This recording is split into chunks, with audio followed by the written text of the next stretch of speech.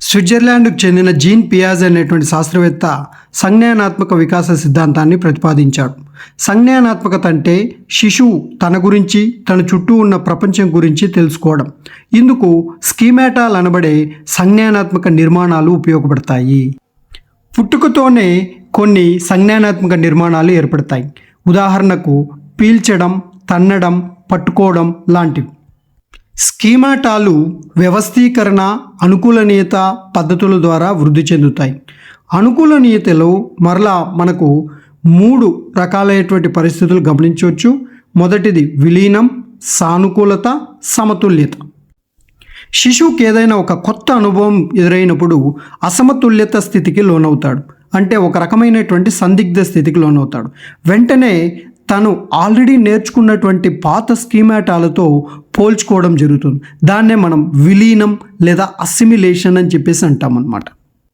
అసిమిలేషన్కు లోనైన శిశువుకు సరైన వివరణ ఇచ్చినట్లయితే దానిని కొత్త స్కీమాటాగా నేర్చుకొని దానికి సంబంధించి సర్దుబాటు చేస్తాడు. స్కీమాటాల పునర్వ్యవస్థీకరణ జరిగేదాన్నే సానుకూలత లేదా అకామిడేషన్ లేదా అనుగుణ్యత అని చెప్పేసి అంటాము. తద్వారా సమతుల్యత స్థితికి చేరుకుంటాడు. ఉదాహరణకు నక్కను మొదటిసారిగా చూస్తున్నటువంటి శిశువు సందిగ్ధ స్థితికి లోనై తన దగ్గర ఆల్రెడీ ఉన్నటువంటి కుక్క అనేటువంటి స్కీమాతో పోల్చుకోవడం జరుగుతుంది. దానికి సరైన వివరణ ఇచ్చినట్లయితే దానికి సంబంధించి పునర్వ్యవస్థీకరణ జరిగి నక్క అనేటువంటిది కుక్కకు సంబంధించినటువంటి జాతికి సంబంధించినదే. కాకపోతే దానికి ఉన్నటువంటి ప్రధానమైనటువంటి తేడాలను గుర్తించి నక్క అనేటువంటి ఒక కొత్త స్కీమాటాను నేర్చుకోవడం జరుగుతుంది. తద్వారా సమతుల్యత స్థితికి రావడం జరుగుతుంది.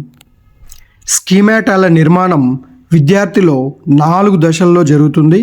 మొదటి దశ ఇంద్రియ చాలక దశ. ఇంద్రియ చాలక దశ కాలపరిమితి 0 నుండి 2 సంవత్సరాలు. ఇందులో మొదటి 4 నెలల్లో చూసినట్లయితే శిశువు యొక్క సంజ్ఞానాత్మకత తన యొక్క శరీరంపైనే కేంద్రీకృతమై ఉంటుంది. అంటే తన యొక్క ఇంద్రియాలతో ఆడుకోవడం అనేటువంటి జరుగుతుంటుంది.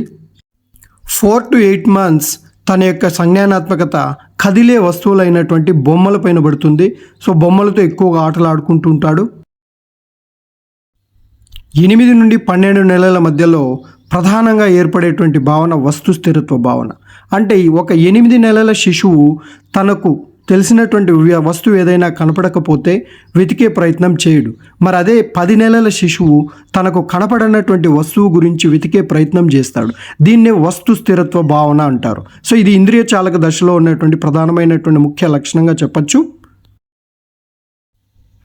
12 నుండి 18 నెలల మధ్య శిశువు అనేక రకాలైనటువంటి వస్తువులను కింద పడేసి వాటిలో వచ్చేటువంటి వివిధ రకాలైనటువంటి శబ్దాలను చూస్తూ అనుకరిస్తుంటాడు. సో దీన్నే మనం ఇక్కడ యత్నదోష పద్ధతిగా చెప్పచ్చు.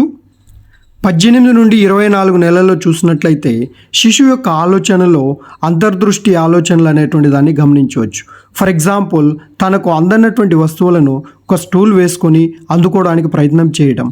సో ఈ విధంగా మనం ఈ దశలో తీసుకున్నట్లయితే మొదటి 4 నెలలు శిశువు యొక్క ఆలోచనలు శరీరం మీద కేంద్రీకృతమై తర్వాత వస్తువుల మీదకు మళ్ళీ దాని తర్వాత వస్తు స్థిరత్వ భావన ఏర్పడి దాని తర్వాత యత్నదోష పద్ధతిలో ఆలోచించడం, అంతర్దృష్టి ఆలోచనలు ఏర్పరచుకోవడం అనేటువంటి దాన్ని గమనించవచ్చు. రెండవ దశ పూర్వ ప్రచాలక దశ, ప్రీ ఆపరేషనల్ స్టేజ్ అంటాము. ఇది 2 నుండి 7 సంవత్సరాలు ఉంటుంది.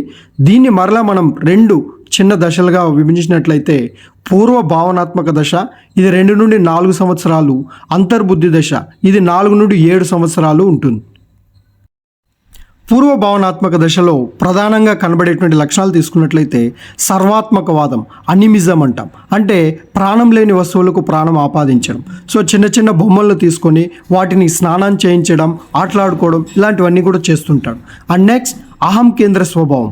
అహం కేంద్ర స్వభావం అంటే శిశువు మొత్తం ప్రపంచమంతా కూడా తన కోసమే పనిచేస్తున్నది, తన చుట్టూనే తిరుగుతున్నది. ఉదాహరణకు సూర్యుడు, చంద్రుడు వీళ్ళందరినీ కూడా చూస్తూ వీళ్ళందరూ నాతో పాటే నడుస్తున్నారు అని భావించడం.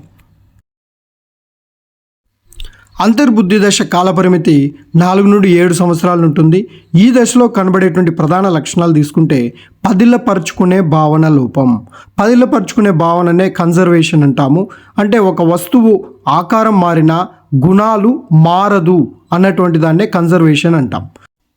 ఉదాహరణకు శిశువుకు 2 సమానమైనటువంటి గుండ్రటి గోళాలను చూపించి అందులో ఒక గోళాన్ని స్తూపాకారంలో చేసినట్లయితే స్తూపాకారంలో చేసినటువంటి గోళమే పెద్దదని భావిస్తాడు.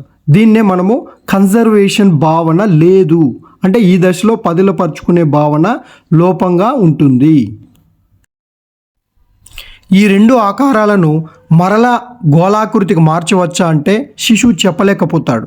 అంటే ఇక్కడ అవిపర్యాత్మక భావన అనేటువంటిది కూడా లోపంగా ఉంది. ఈ దశలో కనపడే ఇంకొక లక్షణం ఏకమితి అంటే ఒకే విశేషకంపై మాత్రమే ఆలోచించగలగడం.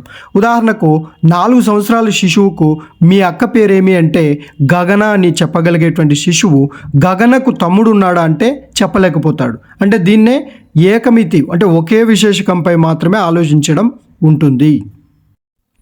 మూర్త ప్రచాలక దశ కాలపరిమితి 7 నుండి 11 సంవత్సరాలు ఉంటుంది. ఈ దశలో ప్రధానంగా కనబడే లక్షణాలు తీసుకున్నట్లయితే ఇంతకుముందు దశలో లేనటువంటి పదిలపరుచుకునే భావన, అవిపర్యాత్మక భావనలు ఏర్పడతాయి. ఆ తర్వాత ఆలోచనలు తార్కికంగాను క్రమబద్ధంగాను విచక్షణతో కూడినట్లుగా ఉంటాయి. కానీ ఈ ఆలోచనలన్నీ కూడా మూర్త వస్తువులకే పరిమితమని గ్రహించాలి. ఆగమన నిగమన ఉపగమాలు ఉపయోగించడము, అదేవిధంగా సంఖ్యలు, కాలం, దూరం భావనలు ఏర్పడతాయి. కాకపోతే సత్యం, అహింస ఇలాంటి భావనలు అయితే ఏర్పడవని చెప్పచ్చు. 4వ దశ అమూర్త ప్రచాలక దశ లేదా నియత ప్రచాలక దశ. ఇది 11 సంవత్సరముల నుండి ప్రారంభమవుతుంది. ఈ దశలో కనబడేటువంటి ముఖ్య లక్షణాలు తీసుకున్నట్లయితే కార్యకారక సంబంధం అంటే కాజ్ అండ్ ఎఫెక్ట్ అంటాం.